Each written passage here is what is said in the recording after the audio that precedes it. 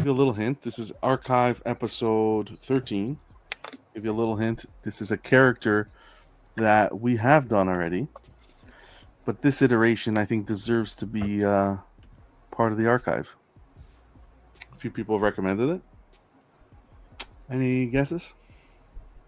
What company? Sideshow, of course, Sideshow. Is it a Hulk? Skill bus? Which one? The legendary skill bus? No, you guys are gonna hate me. It's the Not a Batman. Not a Batman. Doom on Throne. Oh, okay. Sideshow Doom on Throne. Is Buck here? See, Buck's here. I think that this deserves to be part of the archive. If not so much because it's some people feel it doesn't hold up to today's standard, but for being a piece of just collecting history and nostalgia. I still think it holds up, that throne alone. But we'll get into some of the details, and I want to hear what you guys have to say. Let's take a look. This was released in 2005, Slifer. $325, man. By Sideshow. The GORE group worked on it, as well as Pablo Viggiano, which I think he goes by Pablo Vicente as well. If we remember Comic Galaxy, when we were doing your unboxings, I had brought that up, that he was one of the artists that worked on this as well. ES of 500 with this piece. 500 for the exclusive and 1,000 for the regular. And of course the exclusive was the goblet there that you see. I think he works with Prime 1 now. Yeah. But this was and I will use the G word because I think this is when the G word almost originated, was with Sideshow. The Grail word. This was, you can find this thing for over $3,000 at one point. And I leather belt, and look at this throne. Look at this throne. I don't know. I think that this still holds up to today. The craftsmanship that went into this, the detail, the love and passion that went into this is what I see. For 2005, go back to what that year was in collecting and what it took to get this to market by hand. This will forever be ingrained in the hobby. Maybe not necessarily with the new folk coming in. Shipped like that? Holy shit. Wow. That's how it's shipped. I was not expecting it to look like that when they put it in the box. Oh, yeah. 30 pounds. This baby was a beast. Art box was nice. It was just in a league of its own, in my opinion. I think it's I still think it's a nice looking piece. It still looks good today. I like the throne. You know, I'm not a throne guy. Mm-hmm. I don't like thrones. But I like that you kind of can position him in different ways where you see a little bit more of the throne as opposed to it just being like a head-on kind of thing where you get to kind of see some of the elaborate detail on like the side of it. Yeah. It's a nice piece. I like that they used mixed media. I know people don't like mixed media, but I think sometimes the way it like falls on a piece, it doesn't always work when you sculpt it. It's very hit or miss sometimes. I think like you see that with some of the newer pieces that are coming out today, like the Palpatine on Throne would have looked way better with like fabric on him, like a fabric kind of, as opposed to like draping. I agree. It just looks, something about it just looks like I don't know, like another layer that's just like a layer of detail. And I think like this piece does that well. So, I mean, good on them for making this piece. And it definitely seems like it was ambitious at the time. 30 pounds for a Sideshow piece. Yeah, 25. And to be to ship like that, that's pretty insane. All solid, all one piece.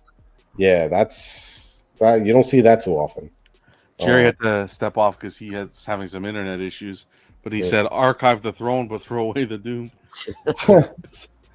Well, I like it because it's very comic. It's like a blend of comic and realism, and I like it. I think it works. It's held up for 20 years. You know what I mean? 20 years later, and it still looks good.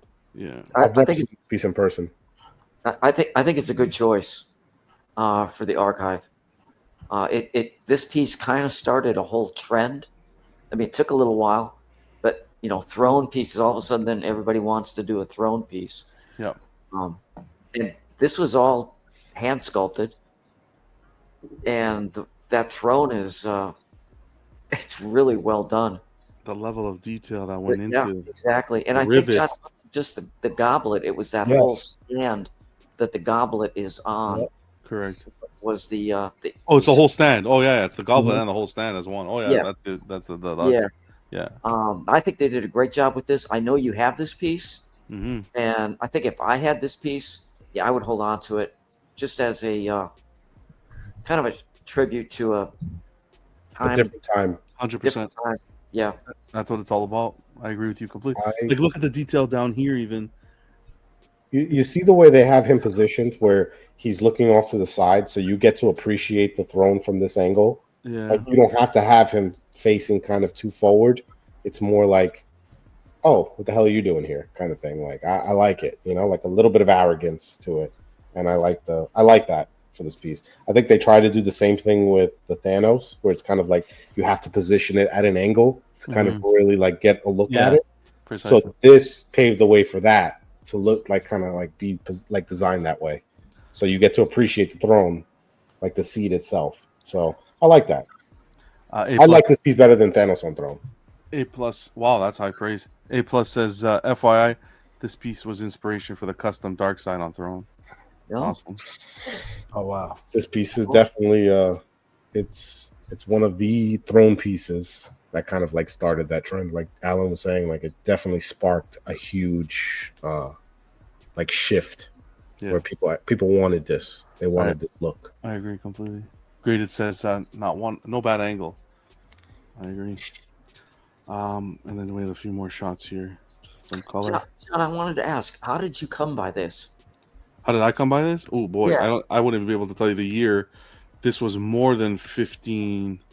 I've been with my wife. You had to 11 pick up on the secondary market. secondary market. I paid this thing retailed for what, 300 and something US, I believe, 300 to 500 US. I paid 2,100 Canadian when I bought her.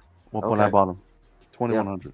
So I wanted it. It was that time of collecting. That's like I always tell you guys. That's how it was. If you missed out, too bad. You missed out. You have to pay up. Yeah, I would hold on to this one. Yeah. Oh, I would never let. I've had money. I told you guys I had like someone from Singapore, but they had family living here. I had someone offer me like 4,500, I believe it was, Canadian for it, and I didn't let it go. It's not about the money. It wasn't about the money. Some men just A lot of money. That's a lot of money, though. That's a lot of money, but it's not about the money. Think of There's no thinking about anything. It's not about the money. If it was about the money, I would have said, "Here you go," and I could have bought it cheaper now, but at the time I didn't know that, and I still, if you still asked me today what I would do, I don't know. I don't think I would sell it because it wasn't about the money. 4,000's nice. I would get the 4,000 and spend it somewhere else. This piece is, I have that memory of always wanting it, and I was young when this came out, fairly young, and there was a lot of money back in the day. I remember seeing it and always wanting it to add it to the collection, and when I finally did, it was like, wow. Yeah, I paid a lot. I paid a lot for it, but it was like, wow, it's just a stunning work of art, full 360. There isn't a bad angle on this piece, in my opinion. And I get a lot of people don't like the hood, and you play around with the hood, you could get it styled properly. But this is, like Resin Ronin here, he says it's a timeless piece. This will always be ingrained into the now the archive, but into the history of collecting.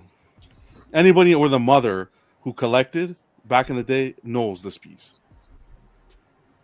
Big Silver has two of them. He has two of them. He has the regular and the You're insane, Silver. Oh my god, that's silver for you, man. That's silver. That's amazing. For the rest of us. I remember watching P2 Vision. That will show you how far back I'm going. Talking about these and going to SD. Oh man. Anyways, this deserved to be in the archive. I'm happy we added it, and I want to give a huge shout out here to this video. You can check out from the Enchant's place, and I'll link it. We won't go through it now, but I always like to add a video to these. He did a tribute to the OG of Statue Grails, Doctor Doom statue in 4K. This alone was already in 4 years ago. So I'll link it. You guys check it out. He does a great job just talking about it and showing it off. Gives you a full 360. So I'll link that for you guys. And I'm gonna do this as a separate video like I always do for you guys. So I've never seen this with the hood off. It still looks good. Yeah. John, what did you say the price was when he initially came out? I want to say 3. It was listed. I saw this was really hard to get information on because it's not on the archive anymore. But 325, I believe it was. Wow. Yeah. So since I don't know much about this piece other than like pictures of it. Like since it was shipped with him on the seat, you can't really like play with this fabric anymore, right? You can't. No. You could play with whatever give is there. Yeah. Okay. He doesn't come off the seat. Gotcha. That's crazy. Yeah. Very wild. Okay, but you can mess with the hood. I've seen other stuff with like around him. Did they do a lot of like custom little add-on pieces for like like chalices and stuff like that for this piece? No, what they did with a lot of these is recasts. Yes. This was highly recasted piece. So if you ever are purchasing it, even in today's market, because they come up, they still don't come up as much as you would think. But they will still come up. But be careful because this was a highly recasted piece.